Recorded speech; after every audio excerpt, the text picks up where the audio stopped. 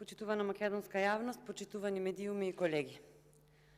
После целиот урнебес наречен реконструкција на влада кој е приреден на македонската јавност, еве не и денес стигнавме до точката за разрешување на заменици на министрите.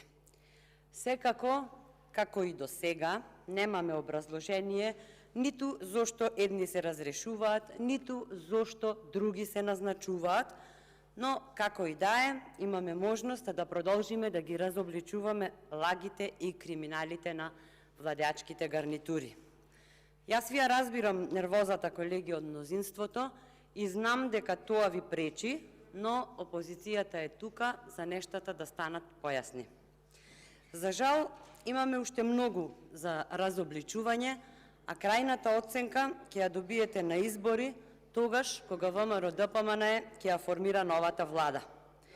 Досега видовме дека не само што не ја сваќате пораката од народот, туку и ја игнорирате кога не ви оди во прилог.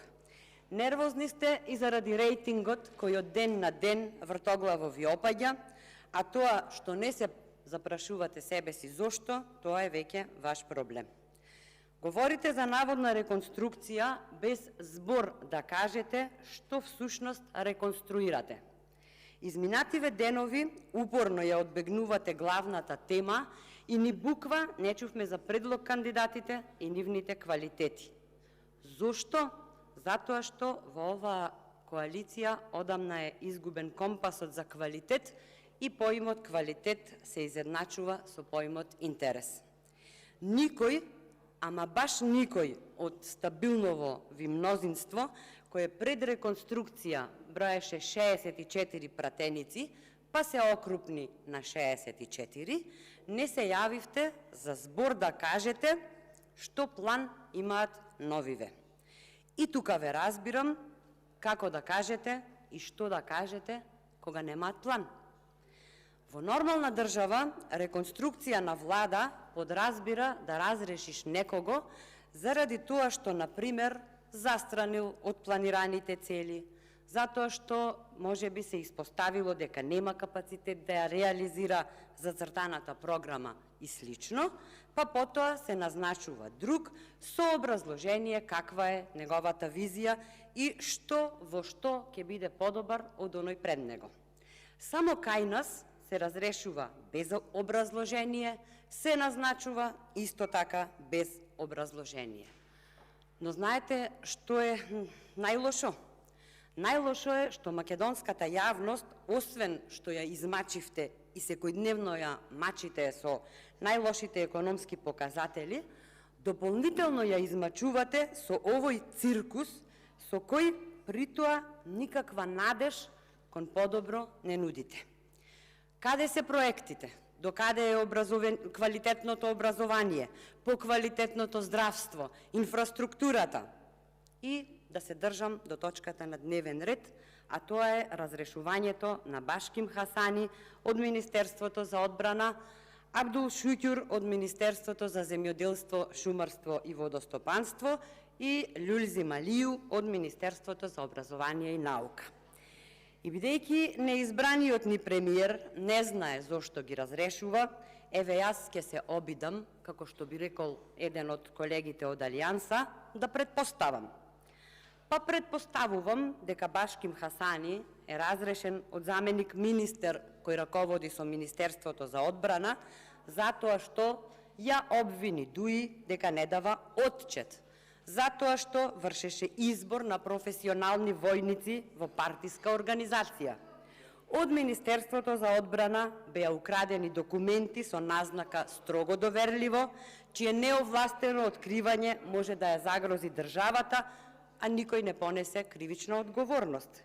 Затоа што армијата трпеше штетни последици од работењето на кадрите на Социјалдемократскиот сојуз, од поранешната и сегашната министерка за одбрана во делот на систематизирањето.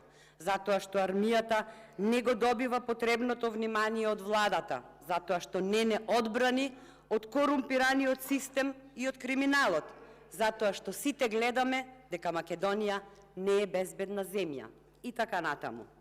Понатаму, предпоставувам дека Абдул Шукјур го разрешувате од Министерство за земјоделство, шумарство и водостопанство, затоа што земјоделците ни се по улици, бидејќи никако од оваа влада не можат да ја добијат заслужената цена за своите производи, а добиваат раст на цените на горивата, вештачките ѓубрива и другите трошоци. Затоа што државата ја оставивте без стокови резерви. Затоа што никогаш, ама баш никогаш не успеавте да им обезбедите пласман на земјоделските производи.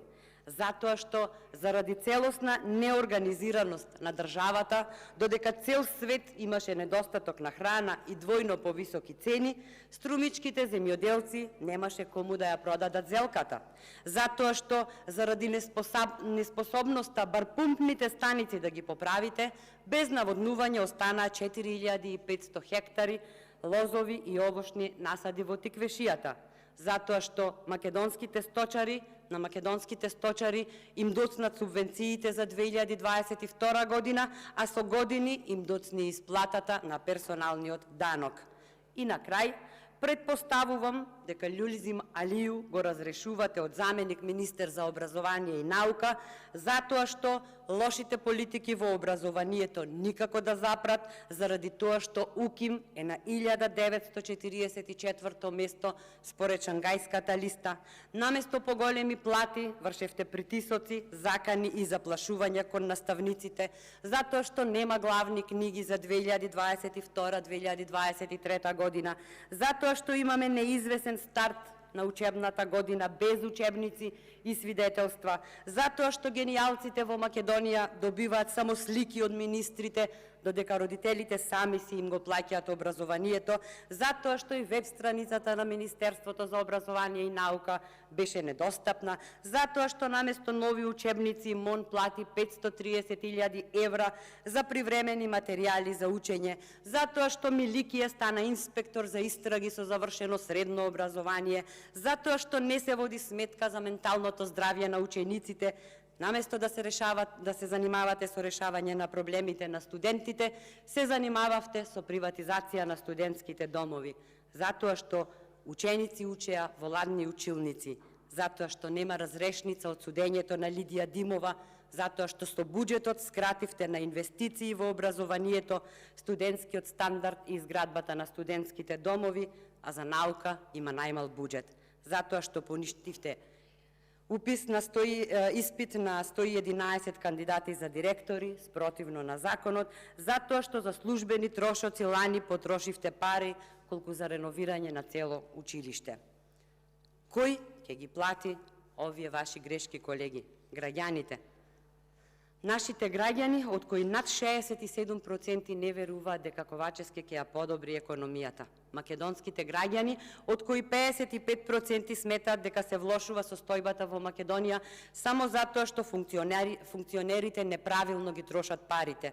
Граѓаните кои сватија кога лаже Ковачевски и дека тоа не е само тогаш еднаш и сега пак, туку лаже константно. Истите граѓани кои буквално се чудат дали овде станува збор за политичка коалиција или за градежна фирма. И овде ќе завршам, иако имам уште многу закажување. Бар едно решение за сиве проблеми што ги создадовте да чуевме. Нема. Ама затоа пак со секој нов ден имаме по некој нов скандал и нова раскалашеност. Затоа, колеги, од стабилното мнозинство. Единствено стабилно нешто во моментов, ве уверувам, дека е стабилната предност на ВМРО-ДПМН пред останатите политички партии. Ви благодарам.